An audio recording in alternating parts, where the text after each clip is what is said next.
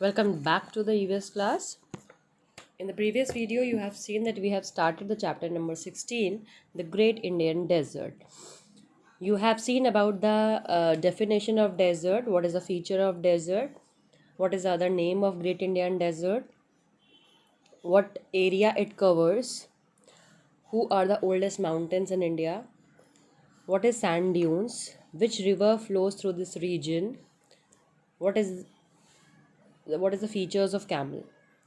So now in this video you will be seeing after whatever we have already covered. Okay, so now this helps it in its travel in the desert. Now jeeps are used in the city. So बच्चों आपने जैसे मैंने बताया था कि camel already हम देख चुके थे कि कैमल बहुत टाइम से राजस्थान एरिया या गुजरात के जो एरियाज़ डेजर्ट एरिया में आते हैं वहाँ पे कैमल्स यूज़ होते हैं. अब धीरे धीरे वहाँ पे शहर जो शहर हैं जो डेवलप्ड एरिया है वहाँ पे जीप्स यूज़ होने लगी है. Due to scarcity of water, scarcity मतलब कमी, ठीक है, किसी चीज़ की कमी होती है तो उसको कहते हैं scarcity. There are hardly any plants such as cactus, कीकर एंड बबूल. इसको मार्क करिएगा, this is important. Which require little water grow in the desert.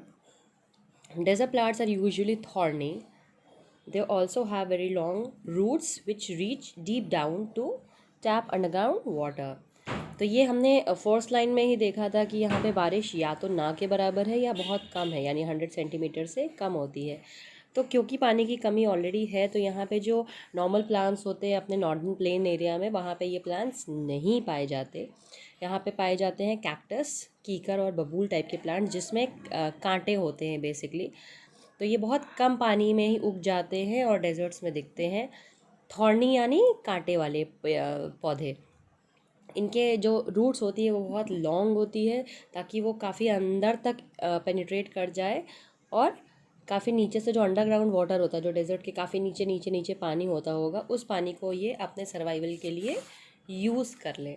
Okay, सो ये कॉन्सेप्ट है इसका. Now in some places oasis are found. Oasis बच्चों अच्छा दो चीज़ें हैं, एक वर्ड है OASIS ओएसिस, एक वर्ड है OASES ओएसिस. ओएसिस SIS वाला ओएसिस जब हम यूज़ करते हैं वो प्लूरल फॉर्म है, उसका जो सिंगुलर फॉर्म है दैट इज़ ओएसिस, OASES. ठीक है, तो ओएसिस एक ऐसी जगह होती है पूरे डेजर्ट एरिया में, आप इसको देखेंगे ध्यान से कि पूरा डेजर्ट एरिया है और बीच में अचानक से पानी और ग्रीनरी दिखती है, राइट. तो ऐसी जगह को कहते हैं ओएसिस जहाँ पे जो अंडरग्राउंड वाटर होता है वो पानी के सरफेस में आ जाता है. डेट पाम्स जो हैं, डेट पाम्स वो यहाँ पे उगते हैं और जितने भी गांव होते हैं वो जनरली इन एरियाज़ के आसपास बसाए जाते हैं ताकि थोड़ा बहुत जो पानी अंडरग्राउंड वाटर से ऊपर आ जा रहा है वो इस चीज़ों को अपने डोमेस्टिक कोर्स में यूज़ कर सकें. ऑल राइट, तो ये है ओएसिस का कॉन्सेप्ट. तो बहुत सारे जब ऐसी स्ट्रक्चर्स दिखते हैं तो उसको कहते हैं OASIS ओएसिस, और जब एक ऐसा स्ट्रक्चर दिखता है तो उसको कहते हैं OASES. So I hope this is clear in your mind.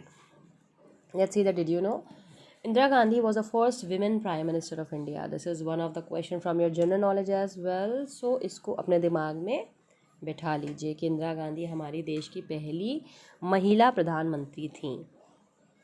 Okay, to solve the water problem faced by the people of the desert, the government has built the Indira Gandhi Canal. तो यहाँ पे ये structure जो आप देख रहे हैं, ये वाला, ये जो पिक्चर है आपकी, ये है इंदिरा गांधी कैनाल की. क्योंकि यहाँ डेफिनेटली पानी, बारिश कम है, नदी में पानी कम है, तो यहाँ पे पानी की दिक्कत बहुत ज़्यादा है. इसलिए यहाँ पे सरकार ने इंदिरा गांधी नहर बनाई गई है. ये नहर निकाली गई ताकि यहाँ पे जो लोगों के काम के लिए पानी की ज़रूरत पड़ती है, बिजली बनाने के लिए ज़रूरत पड़ती है, वो चीज़ों को यूज़ किया जा सके. और इस नहर में जो पानी आता है वो रिवर सतलज और उसके ट्रिब्यूटरीज़, तो ये आपको समझ में आता ही है व्हाट इज़ ट्रिब्यूटरी. तो सतलज रिवर और उसके ट्रिब्यूटरी से यहाँ पे पानी को लिया जाता है और इस एरिया में, इस कैनाल में डाला जाता है ताकि लोगों को पानी की दिक्कत थोड़ी सी रिजॉल्व हो जाए. ऑफ कोर्स पूरी नहीं हो सकती बट काफ़ी कुछ आराम मिलता है. The canal has eased the problem of water shortage faced by households and farms, and more land has been brought under the cultivation. Crops like wheat, barley, maize, jowar, and bajra are grown here. In fact, this area now boasts of the largest wheat farm in Surajgarh, besides a lot of other crops like maize, barley, jowar, and bajra. तो इस नहर के आ जाने से यहाँ के पानी की जो कमी है उसको काफ़ी कुछ सल्यूशन मिला, काफ़ी उसको राहत मिली, जिससे घर के काम, जो खेतों में पानी की ज़रूरत होती है, उससे क्या हुआ, ज़्यादा से ज़्यादा ज़मीनों को खेती के लिए यूज़ किया जाने लगा।